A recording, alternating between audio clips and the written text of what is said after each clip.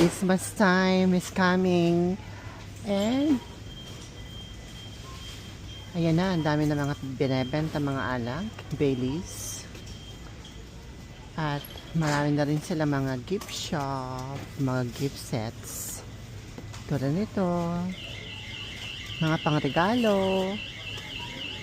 Pangregalo yan. Mga biscuits, typical. Itong yung hinahanda nila sa Pasko. At ito ang alak, gin, Smirnoff.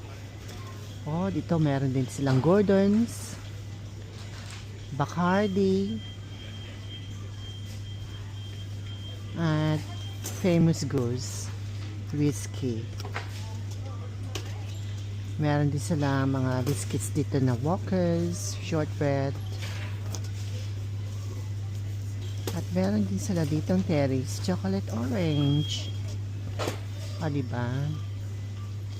O, dito sa kabila, meron silang biscuits, selections,